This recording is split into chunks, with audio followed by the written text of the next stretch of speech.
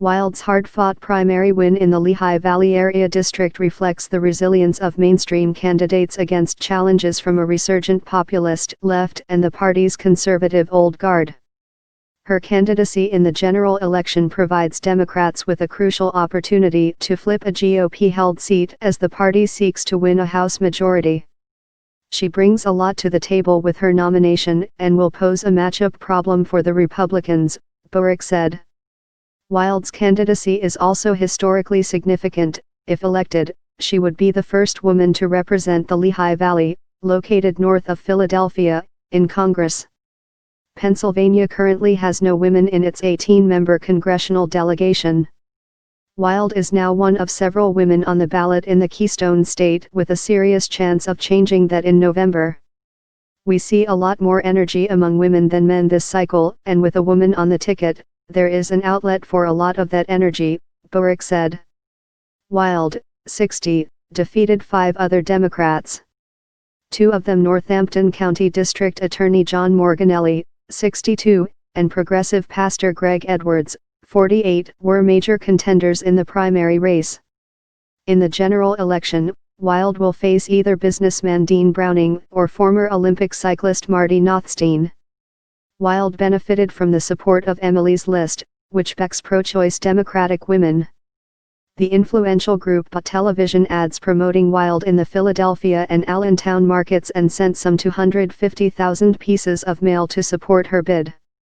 Liberal billionaire Tom Steyer's millennial-focused organization, NextGen America, didn't endorse a candidate in the race but spent $100,000 on digital ads and mail attacking Morganelli.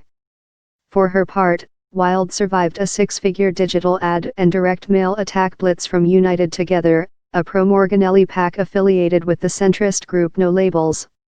The group criticized Wild's tenure in the administration of former Allentown Mayor Ed Pawlowski, who awaits sentencing after being convicted on federal corruption charges.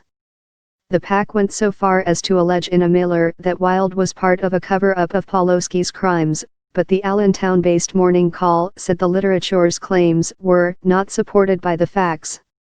Trump won Dent's old 15th district by 8 percentage points, but the new 7th, which includes the Democratic-leaning city of Easton, would have voted for Hillary Clinton by 1 point. In a previous election cycle, Wild would likely have been the most progressive Democrat in the race. Edwards, who was backed by Senator Bernie Sanders, I. Vermont, held that distinction this time. Wild, a longtime corporate litigation specialist, supports a $15 federal minimum wage, legalizing marijuana, and a pathway to citizenship for undocumented immigrants. And she professes her commitment to the eventual adoption of single-payer health care, even as she emphasizes the more incremental step of fixing the Affordable Care Act. As a primary candidate, Wild showed an occasional flair for populist rhetoric. "We've gotta fight for ordinary people, for families. I'm not here fighting for the billionaire class. Frankly, they don't need our help," Wild said at a candidate forum in Fogelsville. At the same time, she highlighted a penchant for bipartisan deal-making that might prove useful in the general election. "A big part of my skill set is negotiation," she told HuffPost. "Those are the kinds of skills that we need in Washington.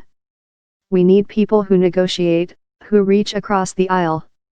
Unlike some Democrats running in swing districts, Wild has so far declined to run as an opponent of the potential speakership of House Democratic leader Nancy Pelosi of California. She took issue with the premise of a question about Pelosi, claiming it had a lot of inherent sexism in it. "If any other political official had done what she has done, but had been male, that question would not constantly be coming up," Wild said. Still, she stopped short of pledging to back Pelosi for the Speaker's post should Democrats win the House majority, saying she would wait to decide based on the available candidates.